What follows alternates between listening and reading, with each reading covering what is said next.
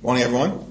Morning. Today's inflation numbers of 3% year over year confirm what hardworking American taxpayers already know: that Donald Trump and Republican policies are making life too expensive in the United States of America. Donald Trump and Republicans promise that costs will go down on day one. But costs haven't gone down in the United States of America. Costs are going up. Inflation is up, the highest number since January of this year. Housing costs are too high. Grocery costs are too high. Electricity bills are through the roof. And now, because of the Republican refusal to extend the Affordable Care Act tax credits, tens of millions of Americans are receiving notices right now that their health care premiums are about to skyrocket. In some instances, everyday Americans are going to pay $1,000 or $2,000 more per month. That is unsustainable in an environment where people are already struggling to live paycheck to paycheck, can't thrive, and can barely survive. We need House Republicans to come back to Washington, D.C. End your 4-week vacation. Enough already. We as Democrats, House Democrats, Senate Democrats, are ready to sit down anytime, any place with anyone here at the Capitol or over at the White House to negotiate a bipartisan agreement, reopen the government so we can pay our hardworking federal employees, while at the same time, we need to decisively address the Republican health care crisis. It's crushing people all across the country. Meanwhile, Donald Trump and Republicans on Capitol Hill are nowhere to be found, have zero interest in actually addressing this issue. That's a shame. Questions? Leader Jeffries, the New York mayoral race early voting, as you know, starts tomorrow. Are you ready to endorse Mamdani yet? Stay tuned. Leader Jeffries. We are now at this point, day 24 of the shutdown. SNAP benefits are running out. People are starting to go without paychecks again. And now insurance premiums are already starting to go out. Republicans continue to say they're not going to do anything until the government is reopened. Is there a point where you just have to accept reopen the government? The problem that the country confronts right now is that Donald Trump and Republicans decided to shut the government down. Like, what's unclear about the fact that Republicans have the House, the Senate, and the presidency? And from the very beginning of this year, they've taken a my way or the highway approach, have steamrolled the country in all of the things, jamming their right-wing ideology down the throats of the American people. And now Republicans are claiming that they're helpless. The problem that we have right now is that House Republicans refuse to come back. They've literally been on vacation for 4 consecutive weeks. Donald Trump has found all of the time in the world to play golf.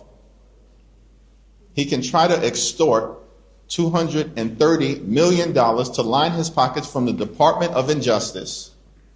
Somehow the Trump administration found $40 billion to bail out a right-wing wannabe dictator in Argentina, but can't find a dime to extend the Affordable Care Act tax credits in order to make life and health care more affordable for hardworking American taxpayers. And Donald Trump is demolishing parts of the White House in real time. Why? So he can construct some gaudy ballroom where he can be celebrated as if he was a king. All of this has been happening during the 24 days of the Trump Republican shutdown. But they can't find a moment to talk with Democrats to find a bipartisan solution forward to reopen the government and to address the health care crisis that they are inflicting on the American people. That's why we find ourselves in this situation, and we need Republican support for a bipartisan path forward in order to get out of this situation. Leader Jeffries, Yeah. you just said that you would stay tuned on a Mamdani announcement. What more do you need to hear at this point? How many more conversations do you need to have? Why are you Same refusing answer. to endorse? Same answer. Why are you refusing to endorse? I have not refused to endorse. I have refused to articulate my position, and I will momentarily at some point in advance of early voting. Leader Jeffries. Thank you, Leader Jeffries. There are some bipartisan talks going on in the Senate on trying to pay federal workers that are currently furloughed right now. Would you support any legislation that comes out of the Senate, and are you aware of any talks, similar talks happening in the House between House Republicans and House Democrats? Yeah, we're prepared to support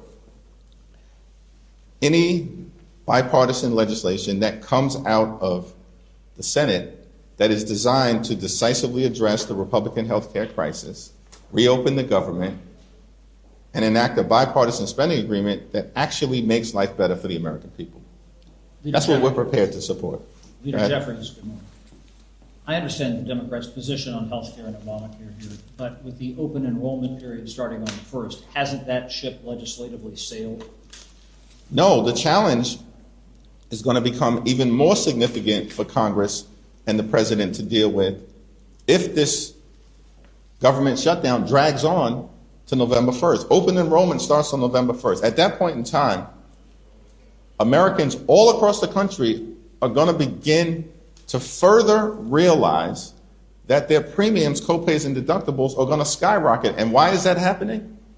Because Republicans decided earlier this year that they'd rather gut Medicaid and then provide massive tax breaks to their billionaire donors, make those tax breaks permanent, but now, as we approach open enrollment, have zero interest in actually extending Affordable Care Act tax credits that benefit working families, middle-class families, and everyday Americans.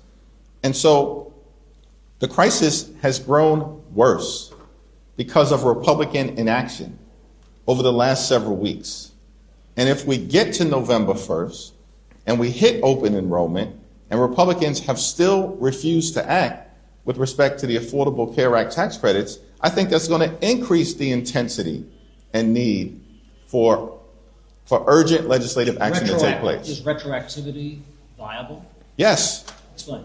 Yes. Senator Thune has maintained that he believes the path out of the shutdown will come from rank-and-file members in the Senate, bipartisan conversations, maybe even a gang. You and Leader Schumer have maintained that the path out of this is with the conversation with the president. Can you help kind of reconcile the position that Leader Thune has and that things will come up from bipartisan rank-and-file conversations, and you saying that Democrats need to talk to the president? Why do you think that there's a gap between how you both see the path out of the shutdown?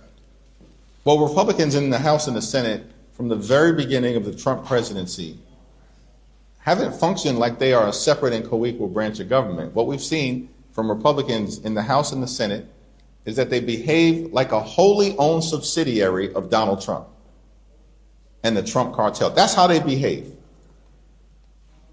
A reckless rubber stamp for Donald Trump's extreme agenda, even when they're hurting their own constituents, because that's what Republicans did in the one big ugly bill. Largest cut to Medicaid in American history, ripped food from the mouths of children, seniors, and hungry veterans.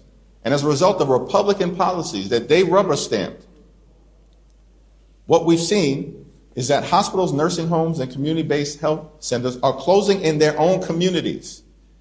And they can care less, because when Donald Trump says jump, they simply respond, boss, how high? That's how Republicans have operated during the entirety of this presidency. And so, of course, our position has been, and I said this directly to the president with Johnson and Thune right next to me, this does not get resolved until you decide to give permission to Republicans on Capitol Hill to negotiate a bipartisan resolution. Thank you. What is your reaction to now the third stroke against suspected drug boats in the Caribbean just this week?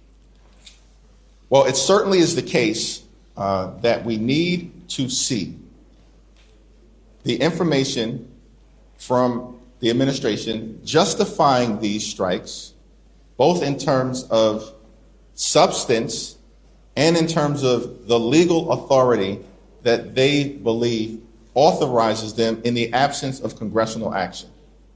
Part of the problem that we have with House Republicans being on vacation for the last 4 weeks is that we don't even have the opportunity for the House to be briefed in its entirety on matters of domestic policy, and in this particular instance, on matters of national security, because House Republicans are gone.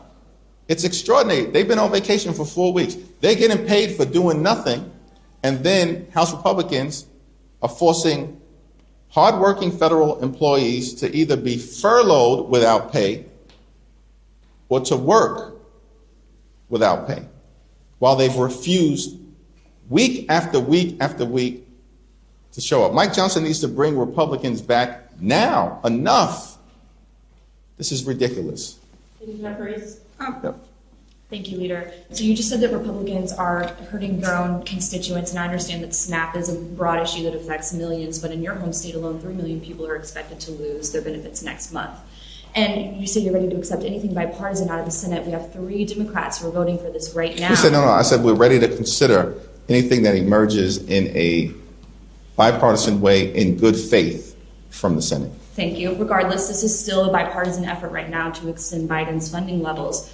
If Democrats continue to not vote, reach the 60-vote filibuster, then does the party take this fallout responsibility? No, and I disagree with the premise that we're extending Biden funding levels. That's a Republican talking point. This is not that complicated to understand.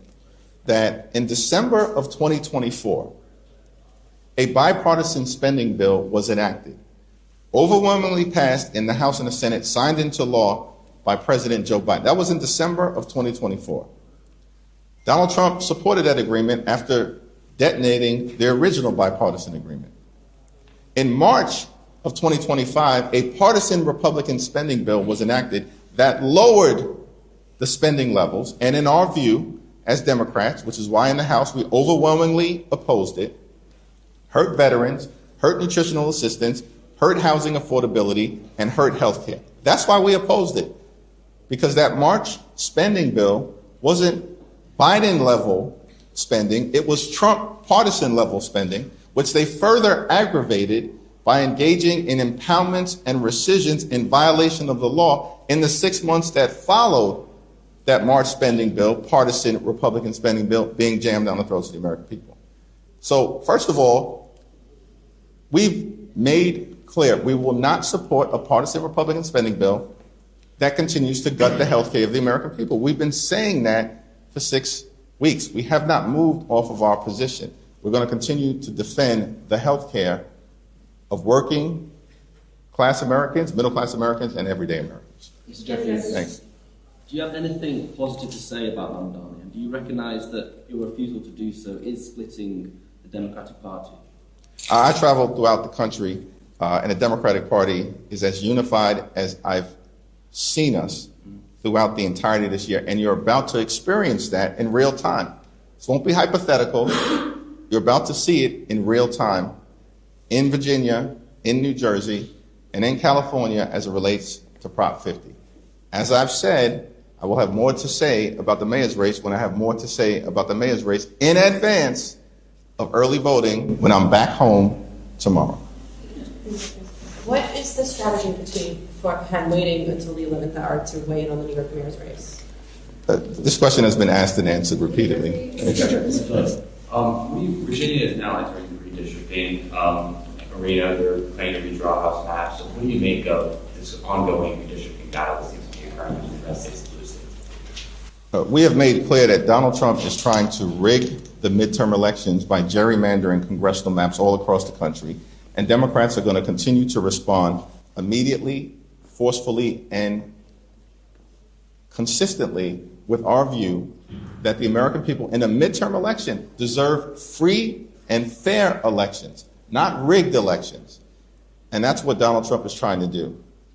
The question that has to be asked is if all of the bravado that we see from Donald Trump, from Mike Johnson, from House and Senate Republicans, if all of the bravado is true, Why are they engaging in unprecedented efforts to gerrymander congressional maps as part of some toxic scheme to rig the midterm elections?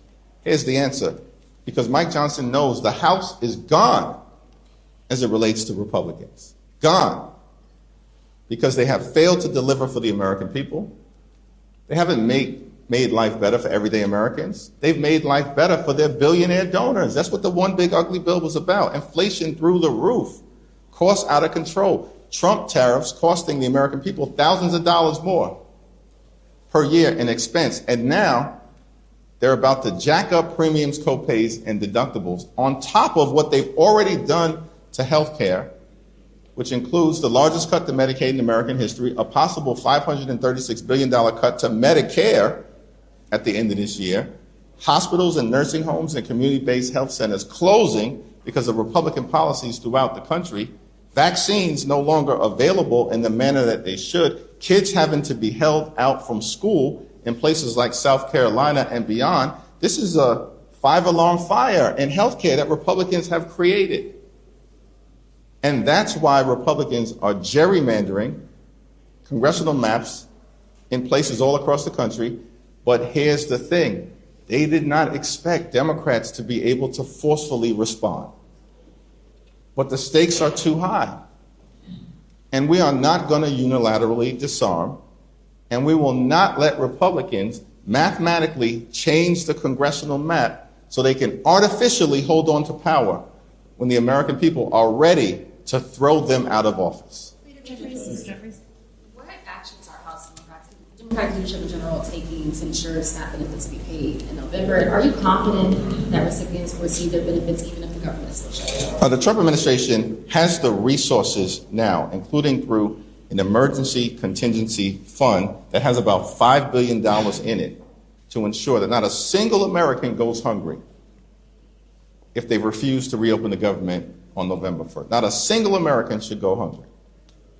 And the challenge that we confront right now is that Donald Trump and Republicans on Capitol Hill are trying to weaponize hunger in order to jam their extreme right-wing policies in their spending bill down the throats of the American people. That's unacceptable. That's un-American. That's unconscionable. That Republicans are actually trying to weaponize hunger across the country. And here's the thing. This group of people, these extremists on the other side of the aisle, we will not let them lecture the American people about nutritional assistance when in their one big ugly bill, they cut $186 billion. These are Republicans this year, $186 billion from the Supplemental Nutritional Assistance Program. That's the largest SNAP cut in American history. And people ought to believe right now that Republicans actually care about hunger when they rip food away from the mouths of hungry children, seniors, families, women, and veterans to provide massive tax breaks to their billionaire donors. Get lost with that in terms of Republican spin. The American people are not buying it. Thank you, everyone. Thank you.